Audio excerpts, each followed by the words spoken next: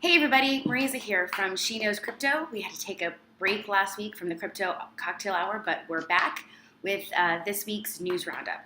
Got a few quick headlines, a lot of big news and a lot of insights. One of the things that's happening this week is the crypto markets are down. Again, we're seeing another down shift, and I'll talk about that in the news a little bit towards the end as to why that's happening and what we can look towards in the future. So let's start with big news just across the world. The Iran nuclear deal is falling apart as of May 12th, which is tomorrow. So there may be a lot of people drinking because that's a big deal. And whatever you believe geopolitically or with the stability of the universe or any of those things, it's kind of a big deal. What does that mean for the crypto world? Well, Iran is talking about making their own oil crypto, kind of like Venezuela did with the petro coin. But that's really not going to work so well because it's very hard to get dollars and euros or any type of strong currency into that type of coin. But they're saying that they want to try it. Boo. The other part, the other great indicator, I think it's great, is that Iranians themselves, because they see a looming economic collapse of their economy because of the sanctions that are going to be imposed on their economy, it's going to be crippling. And that's coming up for them. So what are they doing? Iranians are moving money into Bitcoin like crazy. So far, about 2.5 billion has been going over to Bitcoin since this rumors of this nuclear deal falling apart, which is going to be terrible for the Iranian people. So what does that mean? That is another indication, the same way as the crisis in India a couple years ago and currently in Venezuela. When people see economic crisis and are losing faith in their government, they're moving to crypto. They're having faith in crypto. So what does that mean for other currencies? Well, maybe you haven't noticed, maybe you have. The dollar is devaluing a little bit lately, actually since about 2017, very, very, very slowly. And maybe you're not actually seeing it, especially if you're in the US. There's not a whole lot of news about it or as to why, and all of the whys are kind of confusing. But being in Colombia and currently now in Mexico, I've seen the dollar drop and the purchasing power of the dollar abroad go down. So what does that mean? Do we have another crisis? Again, I don't want to speculate about big collapses, but we're seeing evidence with this Iranian nuclear deal and the Iranian people that people want to move to cryptocurrency for more security when their governments are letting them down. So watch out for that. Speaking of regulations and different types of peoples and governments, Bank of America has banned officially credit card purchases of cryptocurrency. Why? Because they want transparency in the transactions, which I think is kind of bullshit. They say that they don't allow you to buy stocks with credit cards, so not crypto or any other types of currencies. You do get to get currencies with credit cards because that's known as a cash advance, or at least that's how I view. But they're saying that you're not supposed to do that. What this indicates to me is that Americans, people from the US, will have more and more difficulty purchasing crypto. This is an indicator that banks and other types of regulations will make it harder for U.S. citizens to purchase crypto, or at least the common U.S. citizen to purchase crypto. On the U.S. note, Ripple is being sued in the U.S. XRP is a security according to SEC rules. So there's a class action lawsuit that is trying to say that Ripple is definitely a security. What is Ripple again? Ripple is not like Bitcoin. Ripple is a different type of blockchain system. It is a real-time gross settlement system. What does that mean? The purpose of Ripple is to try to create a settlement house, kind of like we have with Visa and these different other types of settlement companies, but a blockchain that does that. And it's really a shared public database. So a lot of banks are interested in, they've made a lot of partnership. They are the fourth largest cryptocurrency by market cap, and they've been popping up every time they make a different type of partnership.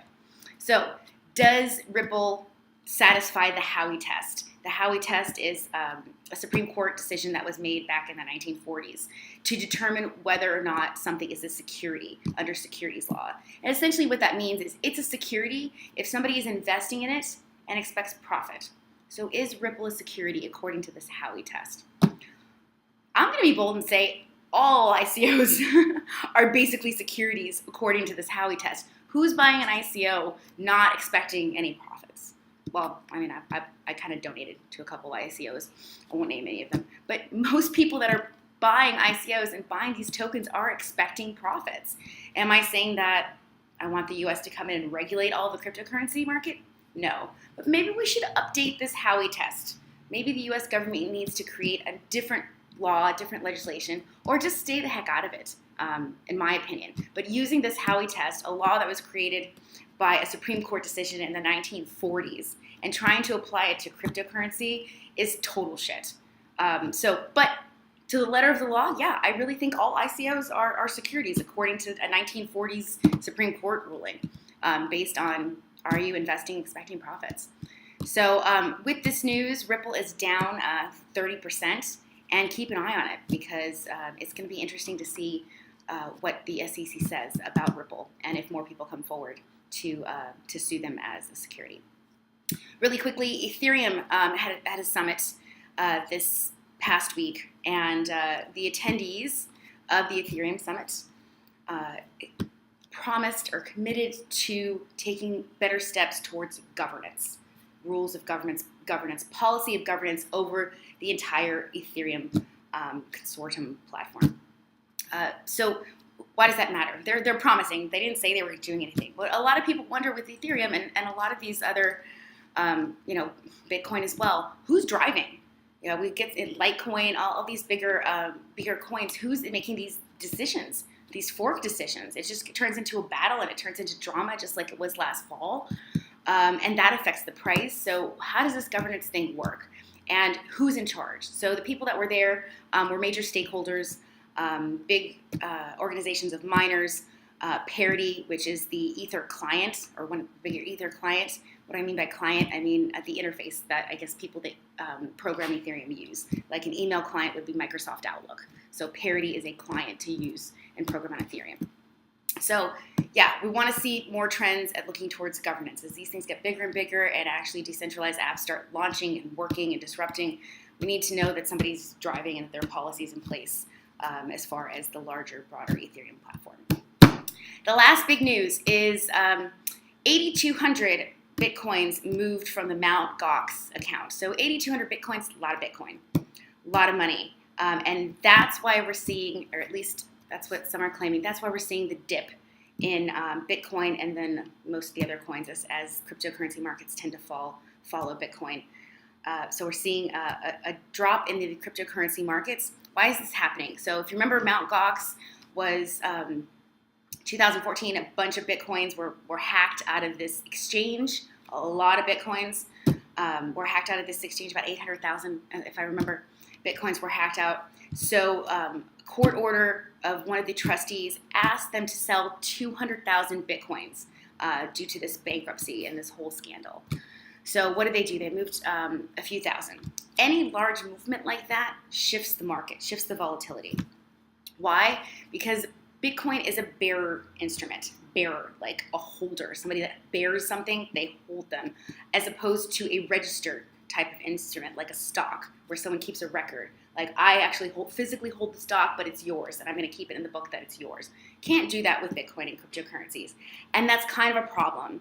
And I'm going to do a video with a little more detail about this custodian issue, but there's a custodian issue that with having someone physically have to hold it, and whoever holds it is the owner, makes large transfers and large amounts of money very troublesome and hurts volatility and all those things. So I'll do a video, which is probably a 30-minute video, on how that affects the market. But it looks like the ICE exchange has solved this custody issue. They have a solution, and they're working on it. So what does that mean? That means more institutional money can come into cryptocurrency and Bitcoin. And we've heard a lot of rumors about that with Goldman Sachs, a bunch of the futures market that opened up. But if we can solve this custodian issue and large amounts of Bitcoins can be purchased by institutional money, by funds, by pension funds, you can put an order in for 100,000 Bitcoins. You're going to see the price go up because liquidity is going to go up as well. So that's all great things to watch. Again, lots of volatility in the crypto markets. Try not to vomit when you see that happen. Or speculate as to why these little tiny things that happen that are normal things in other types of capital markets are stressful to the cryptocurrency market because it doesn't have the same infrastructure. So again, hodl, don't worry, that's volatility. We're all here for the ride. And now to your favorite part, or my favorite part, the shitcoin of the week. The shitcoin of the week is called Diet Bitcoin. Diet, like Diet Coke? I don't know. It's really called Diet Bitcoin. The logo, if you click on the link in the email, if you're getting this through email, on the list. If you're not, sign up at sheknows.crypto.com and you can get the links to all the things I'm talking about on Friday nights. But Diet Bitcoin is actually a Bitcoin. It's got 3 days left to buy it, the ICO. It is an alternative to actual Bitcoin. And the founder is Roberto Escobar, Pablo Escobar's brother. And he founded Diet Bitcoin because, let me get this right, he believes that Bitcoin was created by the American government as some kind of conspiracy, and that the CIA is going to destroy the value of Bitcoin. So what he's doing is actually creating a currency, an alternative, because he thinks there's a conspiracy by the American government. Anyway, sounds like a whole bunch of bullshit, totally a whole bunch of bullshit, and we're definitely calling that the shitcoin this week. It's kind of fun to read. Again, it's Diet Bitcoin by Roberto Escobar and the Escobar family. So definitely the shitcoin of the week. Thanks so much for listening. I've already been into cocktails this week. I'm in Playa del Carmen, Mexico, here for a birthday tonight. So very excited for that. And cheers to you. Happy crypto investing. And I'll talk to you next week. Ciao.